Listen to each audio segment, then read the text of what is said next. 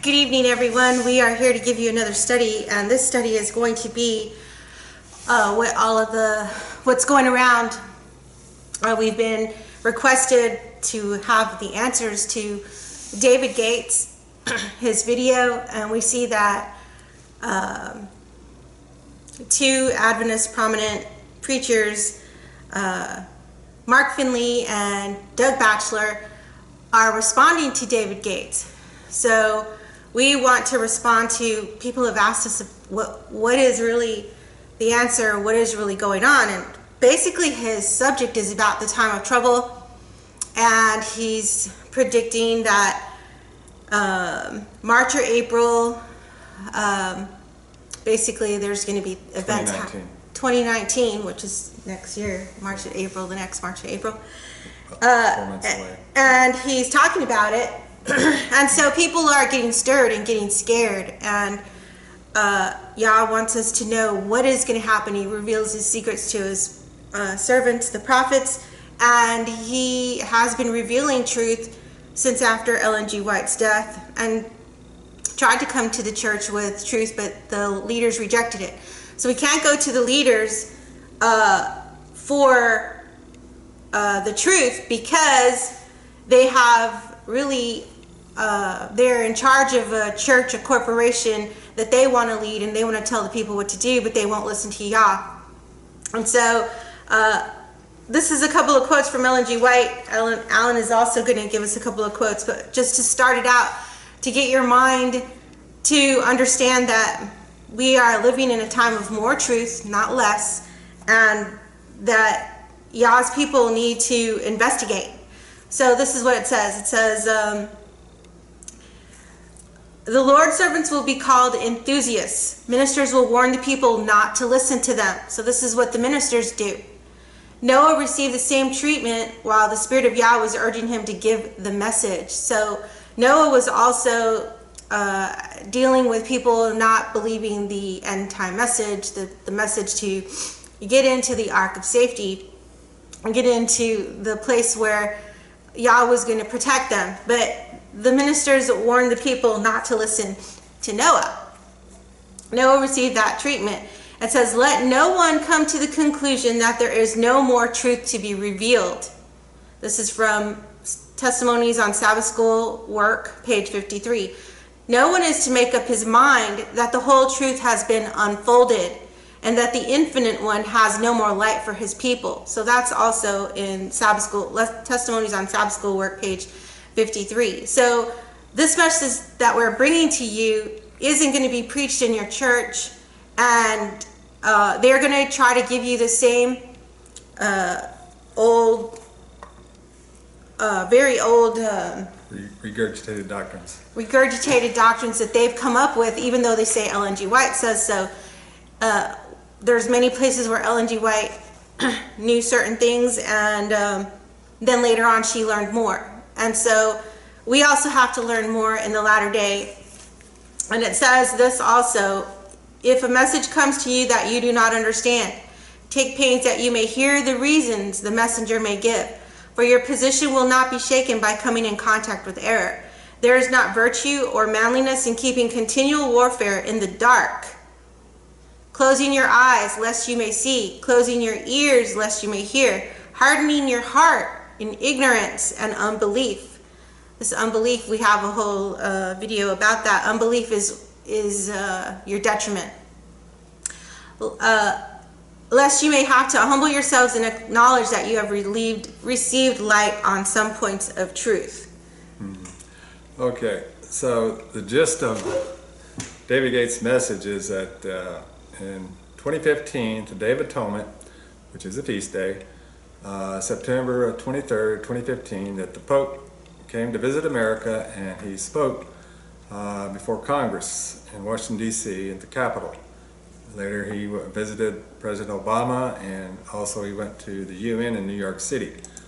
And he felt that this was a starting point of a 3.5-year period in 2015 that he believes will culminate in at the Passover of 2019, which is March, April. Actually, Passover next year is March 21, according to Yahshua's true creation calendar. So he's showing that we've had a 42-month period that he refers to in the book of Revelation 13. And we'll go and read that, Revelation 13. He says that this beast, leopard-like beast of Revelation 13, is the Catholic Church or the papacy, but that beast is not the Catholic Church. The head on this beast of the 7 heads that is wounded to death is the Catholic Church. The beast is the world's history and prophetic symbols. And it comes down to our day. And so that beast later becomes a scarlet-colored beast in Revelation 17, wherein it has been completely taken over by the woman, the Catholic Church, sitting upon the beast. But he refers here to Revelation 13, and I'll read verse 5. After the deadly wound is healed, says, "And there was given unto him a mouth speaking great things and blasphemies, and power was given unto him to continue 42 months. So 42 months is 3.5 years. If you go a day for a year, that'd be 12 or 60 years. But we know that 12 or 60 year period was during the Dark Ages, 538 to 1798. So he feels that there's a fulfillment of prophecy coming in at the Passover next year, and that it'll be a time of persecution for the saints of Yah, and that they're to get ready to, I guess, if they need to go to the rocks and the mountains to hide out. So what is this time of trouble that the Bible refers to? I mean, the most prominent scripture we have on the time of trouble is Daniel 12 verse 1, and we're going to read that this time. And it says, "And at that time shall Michael stand up, the great prince, which standeth for the children of thy people."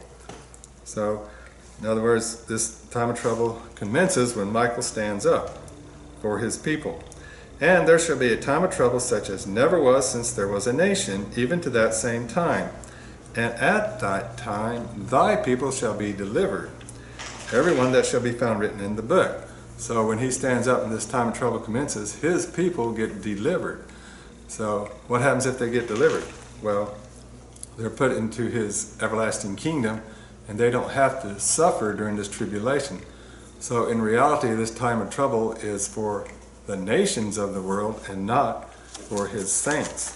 So I want to make a point, 3 points here in Daniel 12:1, because we as Adventists have heard this verse, and we don't stop and listen to 3 valid pieces of this one statement. It says, "And at that time shall Michael stand up," for who?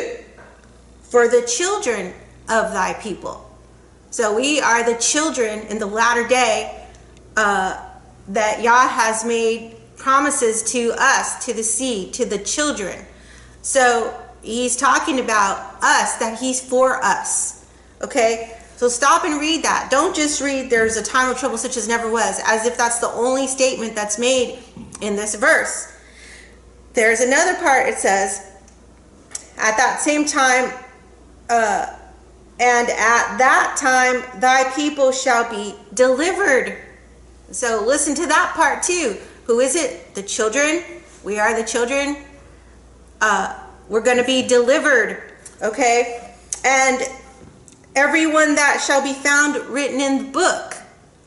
So instead of concentrating just only on the time of trouble, which we are going to talk about, you need to remember that he delivers the children. That doesn't make sense to say we're going to be persecuted, because it doesn't say that there. It says there's a time of trouble such as never was since there was a nation. So all these times since the nations were here, the people of Yah were persecuted. But here it says it's a time of trouble such as never was. So this means it's not like before where the people of Yah get persecuted. This time it's a time of trouble for the people who do not obey Yah. He's coming back to deliver his people, not to persecute his people, not to let the persecution happen to his people. So you've got to stop and read the rest of the verse and not think what the Jesuits are trying to do is to scare you out of your wits. to believe that the Catholic Church is coming after you. Right. Now this is a quote from Word to the Little Flock by James Bate, Elder James White, Joseph Bates, sorry, Elder James White and Sister White back in the mid to late 1840s. This is Word to the Little Word Flock. And everybody had this pamphlet, and this is what he wrote, and so we need to listen to this part. Yeah, it says, "The trouble that is to come at the time that Michael stands up is not the trial or trouble of the saints, but it is a trouble of the nations of the earth caused by 7 last plagues." So he's saying that this is not the time of trouble for his saints, but for the nations of the earth. And if you go to Revelation chapter 6, and there's a prophecy given, Revelation 6, on about the time of the 6th seal, which we are in today. In Revelation 6 and verse 14. "And the heaven departed as a scroll when it is rolled together, and every mountain and island were moved out of their places. And the kings of the earth, and the great men, and the rich men, and the chief captains, and the mighty man, and every bondman, and every free man, hid themselves in the dens and in the rocks of the mountains, and said to the mountains and rocks, Fall on us, and hide us from the face of him that sitteth on the throne, and from the wrath of the Lamb. For the great day of his wrath is come, and who shall be able to stand?"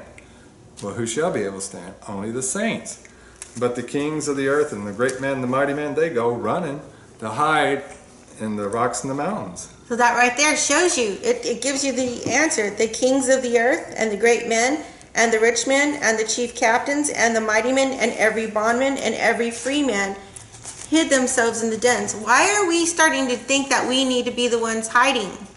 Right. If you have the truth of Yah, which the truth of Yah is his law, the law is what's going to go forth in these latter days, the law of Yah.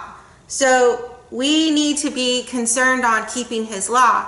And for Seventh-day Adventists, they've been thinking all along that the law is only the 10 Commandments, which those of us who know that the law of Moses is the actual law and the 10 Commandments is the testimony, and when it says to the law and to the testimony, if they speak not according to this, there's no light in them, shows us that we need to know what the law is. It's the law of Moses. And if you don't follow the law of Moses, then you need to be scared, because Yah is coming back to redeem the earth, and Yasha, whom you call Jesus, he is going to set up his kingdom. And so this is why we're not to be afraid. We're actually supposed to be excited that finally the earth is turned over back to its original state, at the restitution of all things. Meek shall inherit the earth. And also in Isaiah chapter 2 and in verse 19 says, and they, it's talking about those, in verse 17, I'm going to start. Verse 17, and the loftiness of man shall be bowed down, and the haughtiness of man shall be made low, and the Yah alone shall be exalted in that day. Well, that hasn't happened yet in our history since the fall of man. So there's going to be a time when Yah is exalted in the earth, and people will know it. And the idols he shall utterly abolish, and they shall go into the holes of the rocks and into the caves of the earth, for fear of the Yah and for the glory of his majesty, when he arises to shake terribly the earth. Right. So Yah's going to be here and Yasha is his representative. But also what I was talking about earlier, and we're still here in Isaiah, it says about this, the word that Isaiah the son of Amos saw concerning Judah and Jerusalem. So this is a future prophecy for our day, which is about to happen. It says, and it shall come to pass in the last days. So we're in the last days, that the mountain of the Yah's house shall be established in the top of the mountains. So right now, Yah's people are not on the top. We're on the bottom. We aren't proclaiming laws and telling how things should be running. All right now, you have transgenders and homosexuality everywhere. So obviously, Yah's laws are not on top. So it says, the mount of the Yah's house shall be established in the top of the mountains and shall be exalted above the hills, and all nations shall flow unto it. So the nations are going to have to abide by Yah's holy mountain, which is his people. And many people shall go up and say, Come ye, and let us go up to the mountain of the Lord, to the house of God, the God of Jacob, and he will teach us of his ways, and we will walk in his paths. For out of Zion shall go forth the law and the word of the Lord from Jerusalem. So in this latter day, it says, in the last days, that people are going to come and worship Yah himself.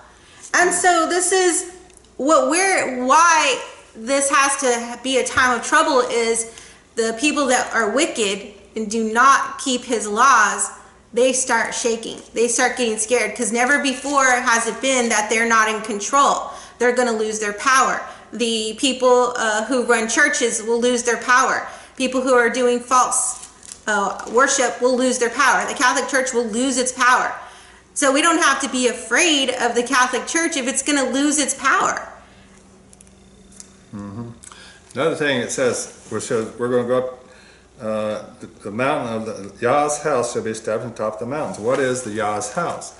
In 1 Timothy 3 verse 15 says, But if I tarry long, that thou mayest know how thou oughtest to behave thyself in the house of Yah, which is the church of the living Yah, the pillar and ground of the truth. So when we go up to Yah's house, the house of Yah, it's the pillar and ground of the truth. It's that's what makes it invincible. It's because it's established only upon the truth of Yah's word, and none can come against it and defeat it. Because if we go back to Revelation 13, where it talks about that leopard-like beast, it says 14. Sorry. It says. Verse 3, And I saw one of his heads as it were wounded to death, and his deadly wound was healed, and all the world wondered after the beast. Now David Gates says, well, that deadly wound hasn't been healed yet. But if we read here in Great Controversy, pages 443 and 444, we see what happens. That it says, It was apostasy that led the early church to seek the aid of the civil government. The early church being the apostolic church. And this prepared the way for the development of the papacy, the beast, which would happen during the Dark Ages. When the apostolic church went into apostasy and fell away, then the Roman Catholic false system of worship was established. Said Paul, There shall come a falling away, and that man of sin be revealed. 2 Thessalonians 2:3. So apostasy in the Seventh-day Adventist church, she just says church, apostasy in the Adventist church will prepare the way for the image to the beast. And that is exactly what happened. The Adventist church has committed apostasy. They are under the rule of Rome today. They are one of her daughters, her harlot daughters of Revelation 17. They healed the wound.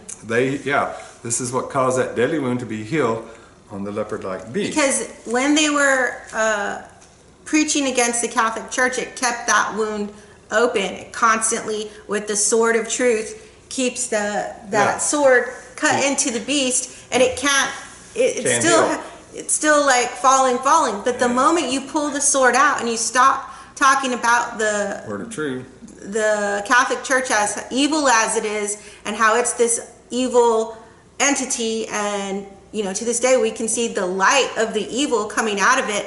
But the SDA Church stopped protesting. They were to protest its existence, and now they go and they kiss the hand of the Pope. They go to all their meetings. They join with all the ecumenical associations, which are like the World of Churches and all these organizations, which we have a whole article showing all these abominations and apostasy that they have committed. So they pulled the wound, they pulled the sword out of the wound so that it could heal. They were the last ones. They were to be given this message of Babylon, how evil it was. Okay? But they stopped. They started making friends with it, and they started letting that wound heal. And so the apostasy, Ellen G. White says, is apostasy in the church. So why do we have the Trinity, and why do we have the Eucharist? Because it's apostasy, and it prepares the way for the image to the beast. So we have this image today. We've been having it for a long time.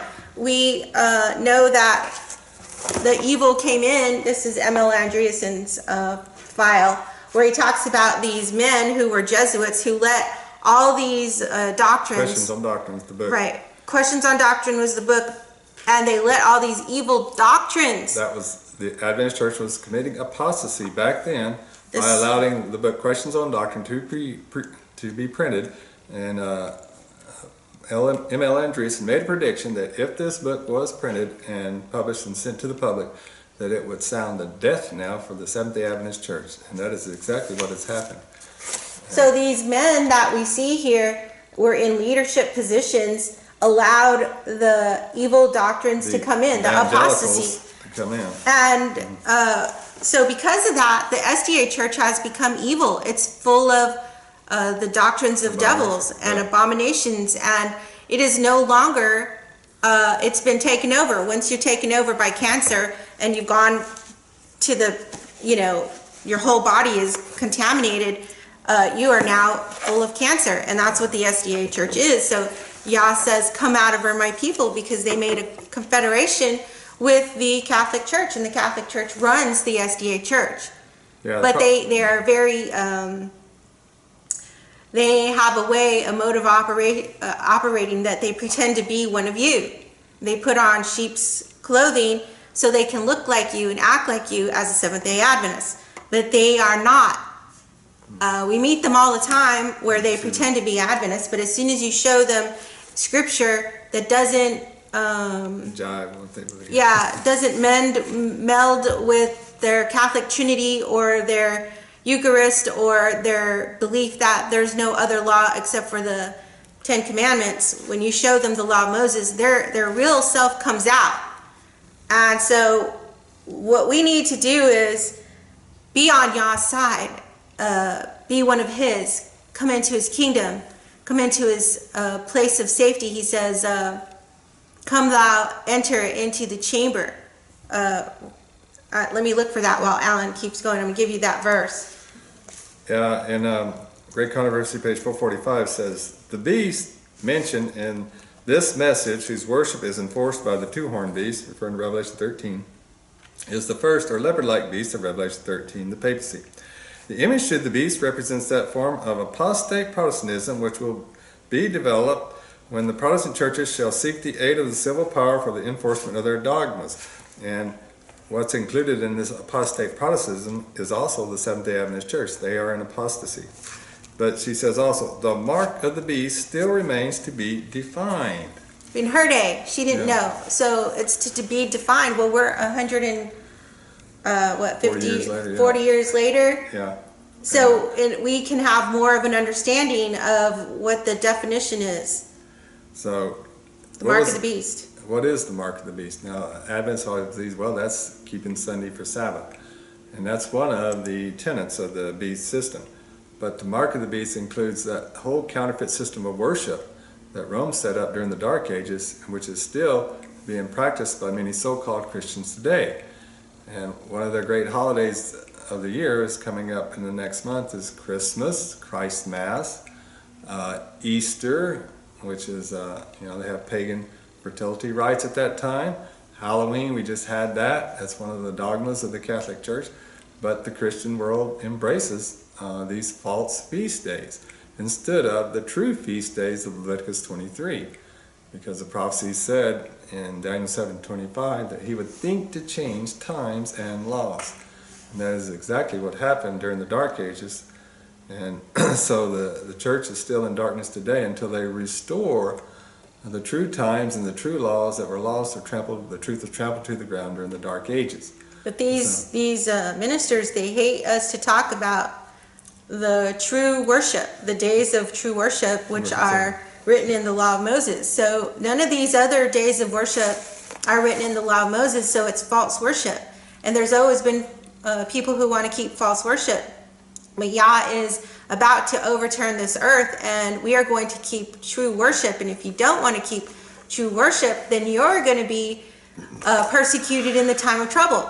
And so then you do have something to worry about. You do have something to worry about if you don't want to follow Yah all the way. For as for his people, Isaiah 26:20 says this, "Come, my people, enter thou into thy chambers, and shut thy doors about thee. Hide thyself as it were for a little moment, until the indignation be overpast."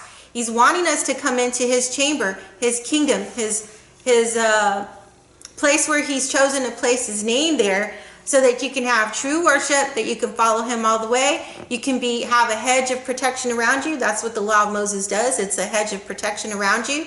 And it also gives your heart intention that you believe the law of Moses and that you're going to keep his laws, and that only people that will enter into his kingdom are those who will keep his laws.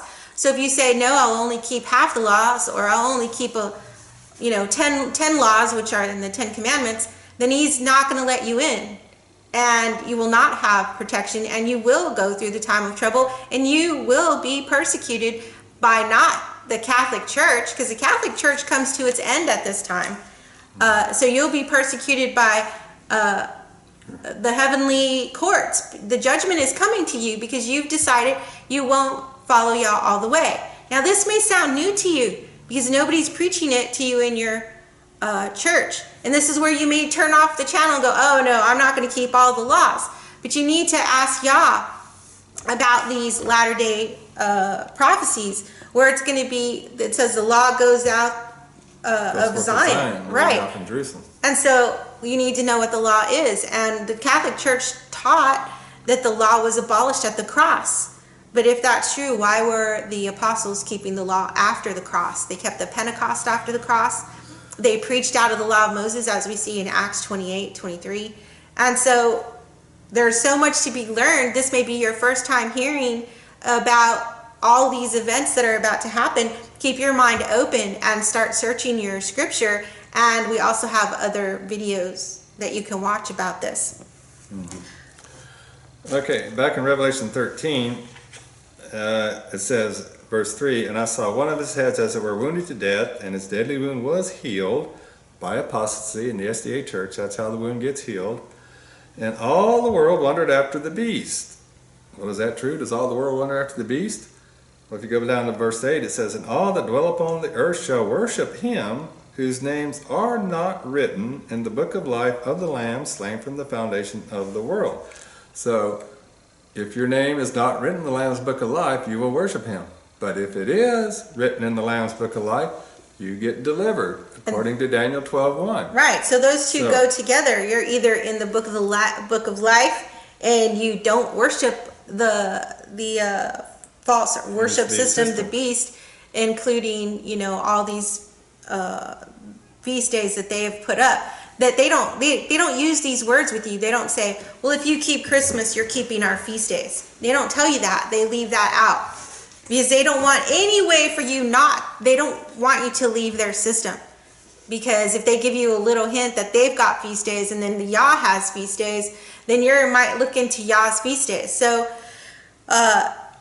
the feast days are part of the holy system. The sanctuary in heaven is conducting services on the feast days. There are services in heaven that no one's telling you about.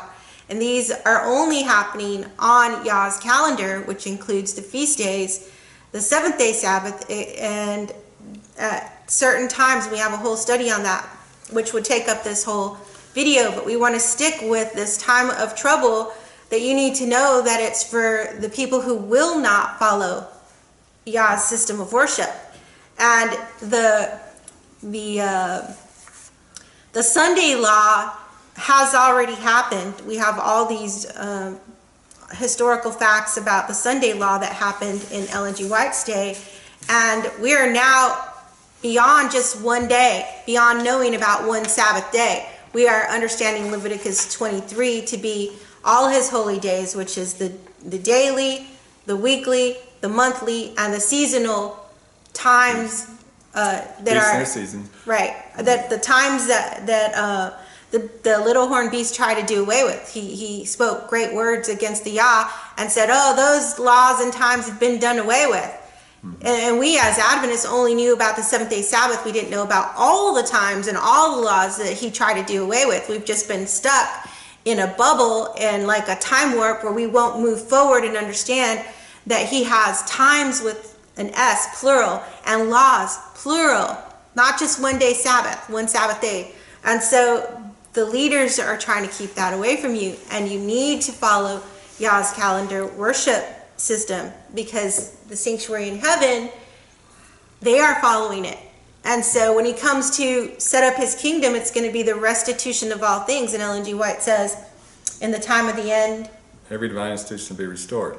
So that's already happened. We've restored these divine institutions of his true worship system, which includes all the holy days, Leviticus 23, and the true times to keep them. Not just, you just don't go by the Gregorian calendar can't do anything for you anyway, or the Jewish calendar is always off, and the other calendars don't use what we call the new moon, which is the conjunction to set the feasts, because in Psalms 104:19 he says, he appointed the moon for seasons, the sun knoweth is going down. So he appointed the moon for the seasons of the year, not for weeks, which some people think that the lunar cycle sets the weeks, and it does not. So we have a calendar that is biblical, and so do you have one? I'll get one.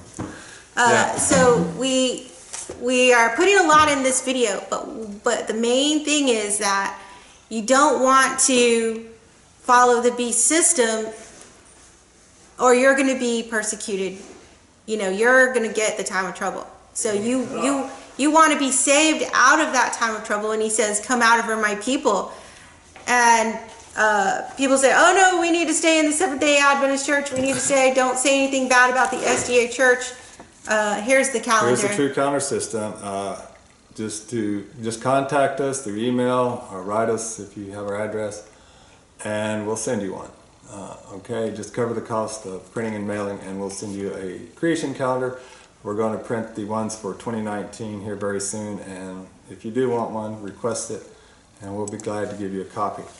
So, creation calendar shows the true times to worship Yah, according to the movements of the sun, the moon, and the stars. The yearly begins with the vernal equinox, and the seasons are set by the new moons. If you go to our website too, there's all these other things about the apostasies. They're actually worshiping Molech, the SDA churches, and you can see that by them putting up Molech insignias, the end signs. They're giving you the sign. It's like if your husband is having an affair on you and he's leaving receipts and you're seeing phone calls and texts and stuff, and yet you still don't believe that he's leaving your union and breaking up with you. That's what happens when SDA won't see the signs. They're giving you the signs that they are doing all these abominations, and that they're meeting with the Pope and all these things. And we're called to come out and be separate. And so my point was that SDA say, no, we're supposed to stay till the end. We make it till the end. Only his law-keeping people will not be persecuted during the time of trouble. So if you're this weak person who cannot keep all of Yah's laws, you're going to be not written in the book of the law, written in the book of the Lamb. Right. And Ellen G. White says that you should come out. She has quotes where she says you need to be separate. You know, that we can't be together with the people who are are have a false message. I want to get this. Well, there has to be a separation of wheat and tares in the SDA church. There has to be a separation of sheep and goats for the nations of the world, Matthew 25.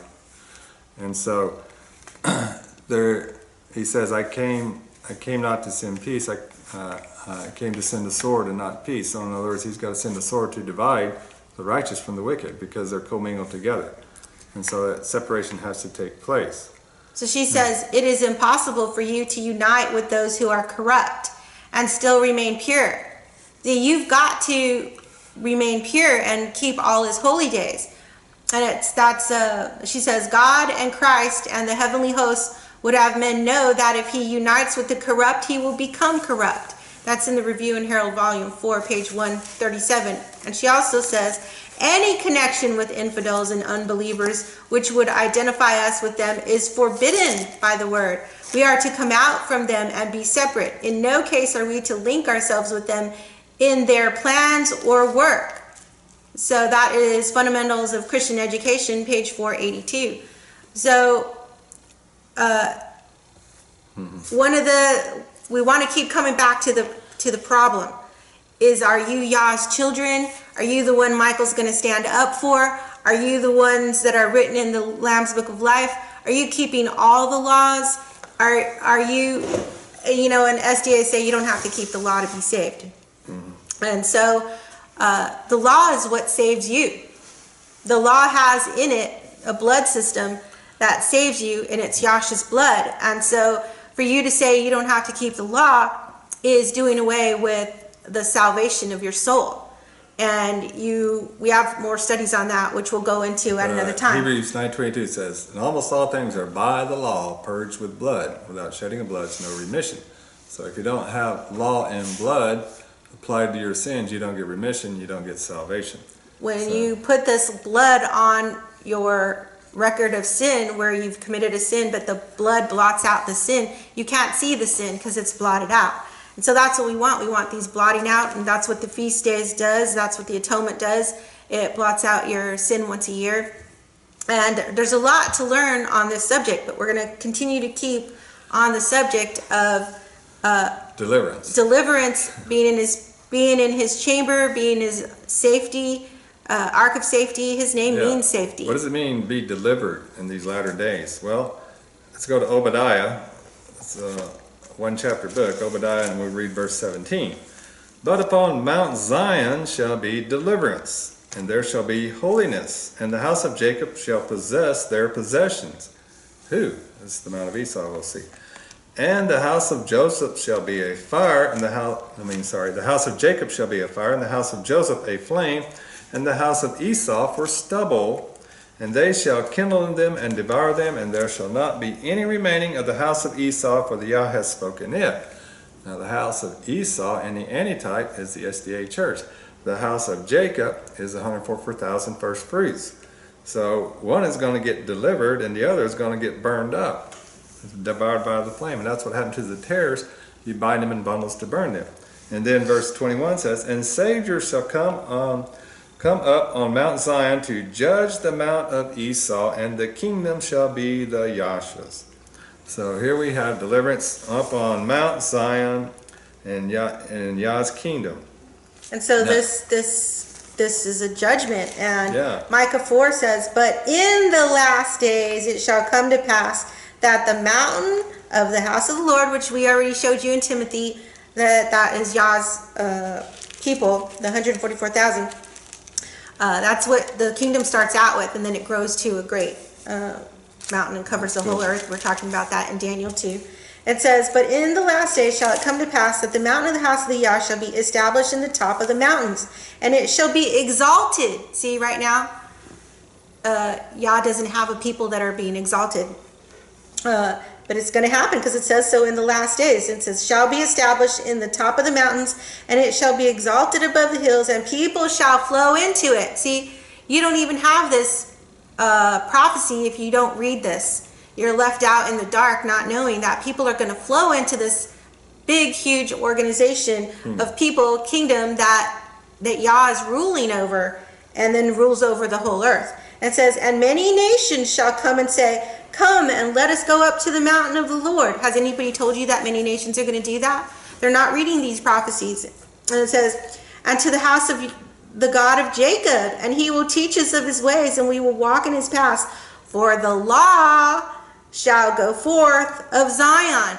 This is the whole law, not just the 10 Commandments. It's the law of Moses. The law that Yah spoke to Moses and said, write this in a book. And people have said that it's been abolished. Yah's laws cannot be abolished, and you cannot change them. And it says, and he shall judge among many people. See, this is a judgment.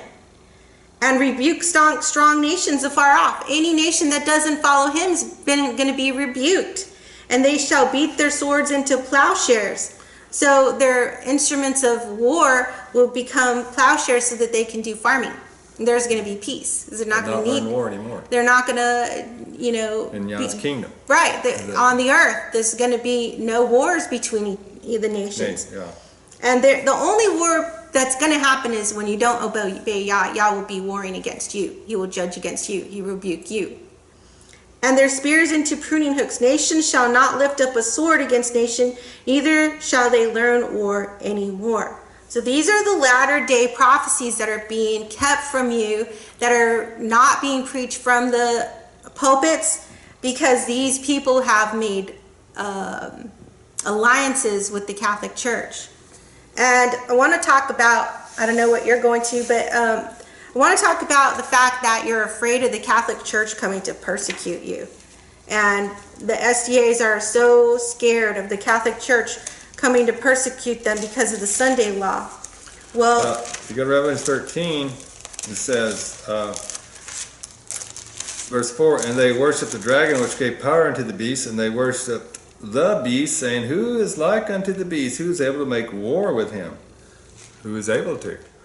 Well, Yasha. you go to, we'll go to Revelation 17 in a minute, but I want to stop over here in Revelation 14. But first, it says here in Revelation 13 about this image to the beast. He causes all, both small and great, rich and poor, free and bond, to receive a mark in their right hand or in their foreheads, and that no man might buy or sell save he that had the mark or the name of the beast or the number of his name. Now this all only includes the wicked, because the righteous never get that mark. Here is wisdom. Let him that hath understanding count the number of the beast, for his number of man, his number is 666. But then in verse 15 says, and he had power, this is the two-horned beast, USA, had power to give life unto the image of the beast, that the image of the beast should both speak and cause that as many as would not worship the image of the beast should be killed. Now, everybody thinks, well, yeah, it's the image of the beast is going to kill everybody that doesn't worship him. But the word is should. It doesn't say will. He wants to. He's making a declaration that everybody should be killed. This is what the beast system wants to do. Just because he puts a declaration out there doesn't mean that they're going to be it's killed. Come to pass. It says that they should be killed. He's trying to give his last, breath and say, no, everybody should be killed that won't worship us. Yeah. But Yah has another plan, and He doesn't let that happen. You can look in the type and anti-type of the story of Esther and see that, they wanted to kill the Jews, and they put a declaration out there that they should be. But what happened? Esther went before the king and pleaded, and the king said, what? I didn't know that was going to happen. No way. And so he actually puts the punishment on the people who declared it. Haman wanted to kill Mordecai and all his people, and there was a decree written, and the king didn't let it happen. That's the same. Yah is our king. He doesn't let that happen. Right, yeah. It's just what they put out there. Just because they say they should be killed doesn't mean they're going to be killed. Doesn't mean they will be. And Go ahead. Are you going to go to what actually happens to the people who want to kill Yah's people? Babylon. In our own teaching, it says Babylon is fallen, is fallen. So if Babylon's fallen, how can they persecute you? How can they kill you? They're not. They don't have authority. They've fallen. Okay, so let's look at what happens to the Catholic Church. So in Daniel, it talks about in the days of these kings shall the Yah set up a kingdom which shall never be destroyed. 2244. Okay, so we see that there's 10 toes in that period. If you go to Revelation 17:17, it says, and the 10 horns. I want to make a point here about this. These 10 horns in Revelation 17. Now, of course, this is talking about the scarlet-colored beast, and that the woman is the great whore, which we know is the Catholic Church, and on her name was written, Mystery Babylon the Great, the mother of harlots and abominations of the earth. Now, this is a totally evil system, evil kingdom, so to speak. But then the nations of the earth join her. It says here in verse 12, and the 10 horns which thou sawest are 10 kings.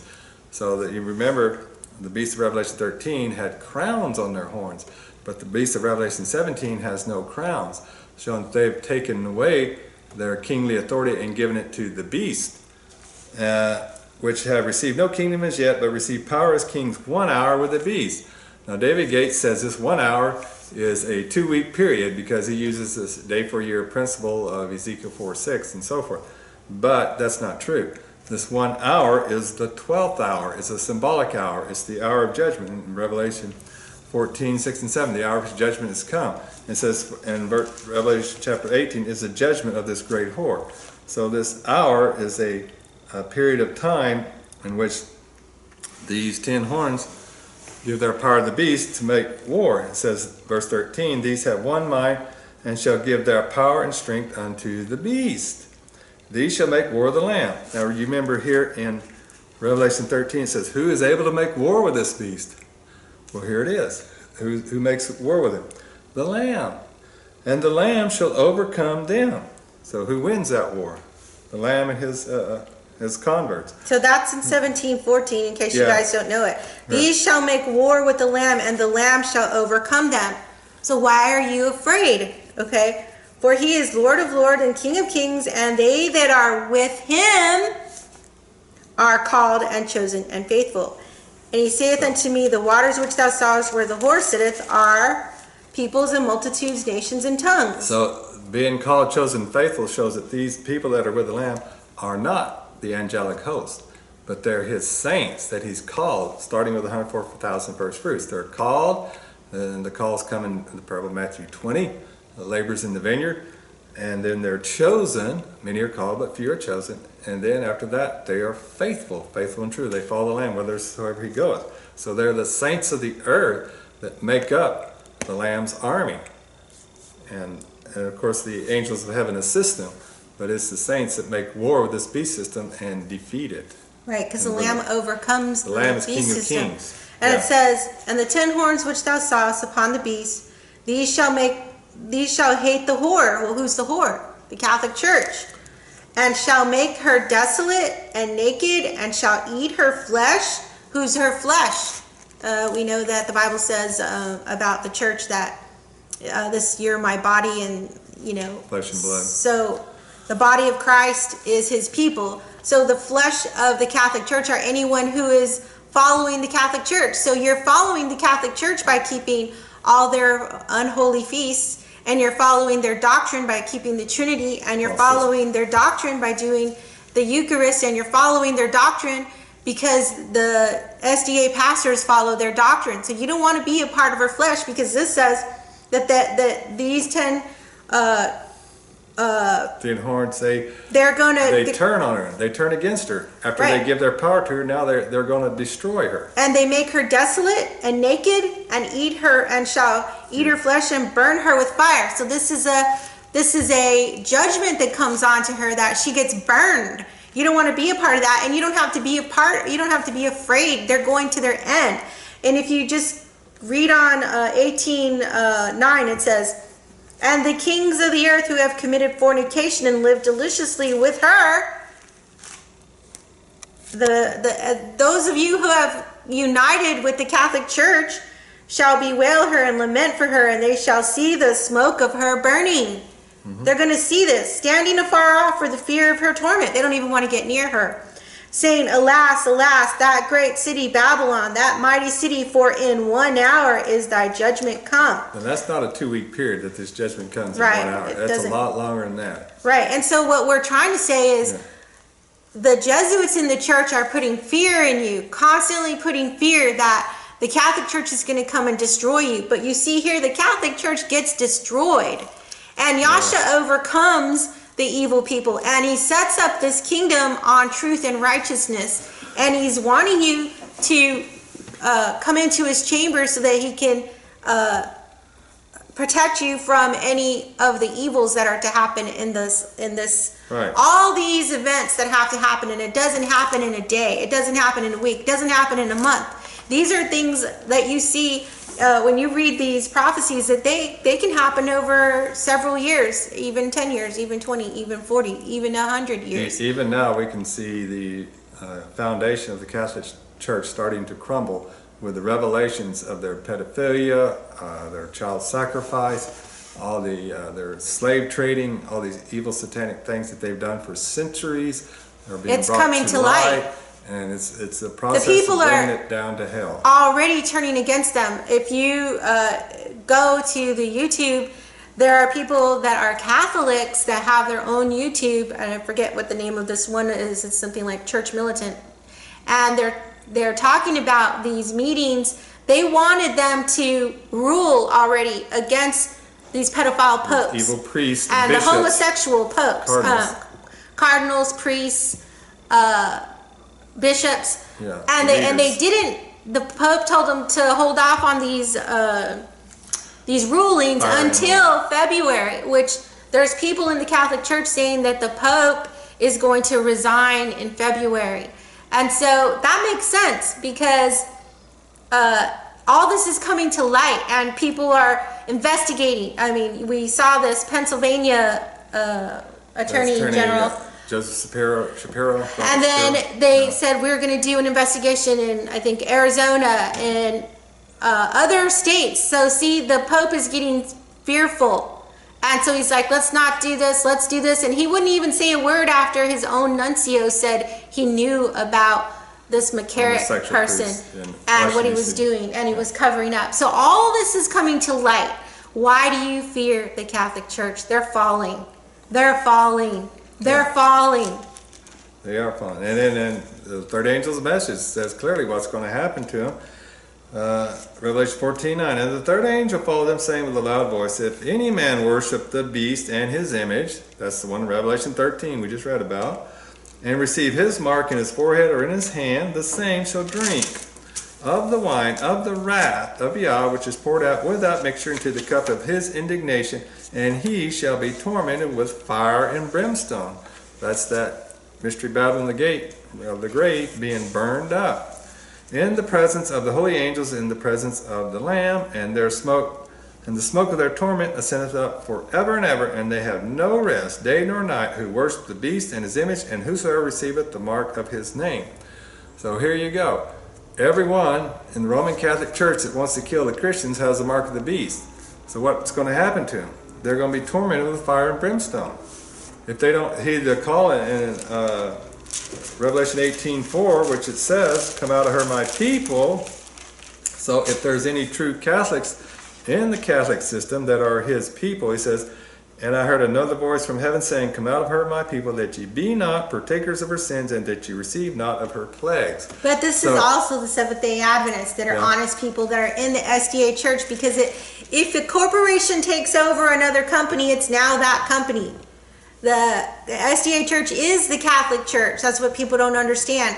And so when you say if there's honest people in the Catholic Church, if there's honest people in the SDA Church, they need to come out because they've made themselves a part of the Catholic Church without you knowing it. But all the signs are there. They put crosses on all the SDA churches. And they have authority. They put a cross. And Ellen G. White says in The Great Controversy, what is it that these people do? Let's see. Put crosses on their places of worship, showing that they have control of the worship system in that church. Right, but want to give you the exact quote. Do you know where that is? I can't remember. So Ellen G. White says the Papist, page 384, and this is the old 1888, I think, page 384. But it's also in the new one, but I just don't have it right here. But 384. Let's see, I want to tell you this because people have never heard this quote before. And then you can see that they've already placed their sign on your church. It says, Papists place crosses upon their churches. So why is there a cross on your church? Upon their altars. Why is there crosses on the altars? And upon their garments. Everywhere is seen the insignia of the cross. That's a sign, insignia, look it up. It's like your sign. You're telling people we're part of the Catholic Church, and SDA churches never had crosses on their churches. And so we are letting you know, come out of her. Come out of the Catholic Church, which is the SDA Church. They're not telling you, and they would deny it. If you run to your pastor and show them this video, they will say, oh, they're not saying any truth. Why? Because they have no light in them. They don't keep the law of Moses. That is a major sign to the law and to the testimony. The testimony is the 10 Commandments. So if you don't understand these things, it's time to start studying. This is a major thing that Yah has been showing his people, is that the law of Moses wasn't abolished. And the SDA church says that law of Moses was abolished. So they now are repeating the same guile from the Catholic Church. Well, there's also another scripture referring to deliverance. Now, this is what you want to do when this time of trouble hits. You want to get delivered. And in Zechariah 2, verse 7 says, "Deliver thyself, O Zion, that dwellest with the daughter of Babylon." Zion here is 144,000 first fruits. The daughter of Babylon is the SDA church. Give them the... Zechariah 2, verse 7. And because you go back to Revelation 17:5, and upon her head was a name written. This is Mystery Babylon the Great. Mystery Babylon the Great, the mother of harlots and abominations of the earth. So she is the mother of harlots, because she sits upon the 7 heads. There's 7 mountains. One of those heads is Laodicea, which is SDA. The Roman Catholic Church has control of the Adventist Church today. I'm talking about the mainline church, not all the other offshoots that have come out of her, but they want to control them too. So Adventist is a harlot. She is a daughter of Babylon. So the mother has daughters, and one of the daughters is SDA, because they have been overtaken through the Jesuit order, that they're under Catholic domination today. So there's a call to deliver yourself, Zion, that dwells with the daughter of Babylon. And when that happens, it says, "For thus saith the Yah of hosts, after the glory hath he sent me unto the nations which spoiled you, for he that toucheth you toucheth the apple of his eye." So Zion is the apple of his eye. That's why he wants to deliver her. "For behold, I will shake mine hand upon them, and they shall be a spoil to their servants, and ye shall know that the Yah of hosts hath sent me. Sing and rejoice, O daughter of Zion." Once you get delivered, you're going to sing and rejoice. "For lo, I come, and I will dwell in the midst of thee, saith the Yah." There you go. He's going to come right down and dwell in our midst upon this earth. And that's why all these great and wonderful things are going to happen for the saints, and the horrible, terrible things are going to happen to the wicked who reject his truth and his law. "And many nations shall be joined to the Yah in that day." So many nations are going to be converted to the truth in that day, "and shall be my people, and I will dwell in the midst of thee, and thou shalt know that the Yah of hosts has sent me unto thee. And the Yah shall inherit Judah his portion in the Holy Land." See, we're going back to the Holy Land, people. "And shall choose Jerusalem again." So he's going to set up his headquarters in Jerusalem, Israel, in the latter days. So he has to clean and purge that city out, which he does in one day. Okay, "Be silent, O all flesh, before the Yah, for he is raised up out of his holy habitation." So I want to make one final point here. You know, David Gates and all Adventists believe, well, we only have 3 angels' messages. That's all there is. But if you read an article by James White, Thoughts on the Revelation, this is the little booklet, Word to Little Flock.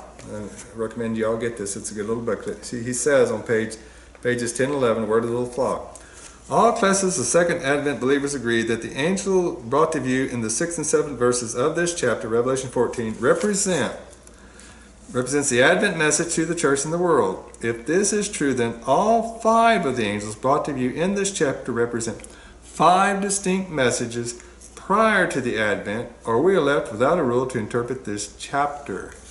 So if you're stuck on 3 angels, you're not going to get the work done. There's a 4th and 5th angel to come as well, and they have.